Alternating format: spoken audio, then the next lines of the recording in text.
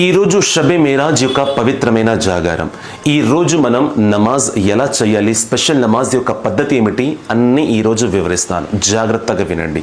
అందరికన్నా ముందు నమాజే ఇషా చేయాలి. నమాజే ఇషా చేసిన తర్వాత మీరు 12 రకతుల నఫిల్ నమాజ్ చేయవలసి ఉంటుంది. దాని యొక్క నియత్ ఈ విధంగా చేసుకోండి.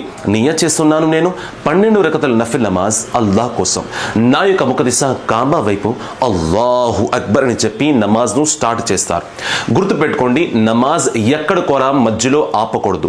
2 రకల తర్వాత అయినా లేదా 4 రకల తర్వాత అయినా నమాజ్ని ఆపకూడదు. కంటిన్యూస్గా 12 రకల నఫిల్ నమాజ్ మీరు చేయవలసి ఉంటుంది. సనా సూరే ఫాతిహా తర్వాత సూరా కలిపారు. 2, 3, 4 ఈ విధంగా ప్రతి రకత్లో సూరే ఫాతిహా తర్వాత సూరాని యాడ్ చేసుకుంటారు. అది మీ ఇష్టం. ప్రతి 2 రకల తర్వాత అత్తయ్యాత్ కోసం కూర్చోవాలి. ఆ సమయంలో కేవలం అత్తయ్యాత్ మాత్రమే చదవాలి. 2 తర్వాత 4, 6, 8, 10 ఈ విధంగా ప్రతి 2 రకత్ తర్వాత అత్తయ్యాత్ చదివి 12వ రకత్లో అత్తయ్యాత్ తర్వాత దురూద్ ఇబ్రాహిం దుఆయ్ మాసూరా చదివి నమాజ్ను పూర్తి చేస్తారు. ఇది నమాజ్ యొక్క పద్ధతి. ఆ తర్వాత 100 టైమ్స్ మీరు ఇది చదవండి. సుబ్హానల్లాహి వల్హమ్దులిల్లాహి వలా ఇలాహా ఇల్లల్లాహు వల్లాహు అక్బర్ 100 సార్లు చదివిన తర్వాత మళ్ళీ 100 సార్లు మీ పాపాల యొక్క క్షమాపణ కోరండి. అస్తగ్ఫిరుల్లాహ్ అని 100 సార్లు చదవండి. మళ్ళీ 100 సార్లు మీరు దురూద్ షరీఫ్ మీకు వచ్చింది దురూద్ షరీఫ్ చదవండి.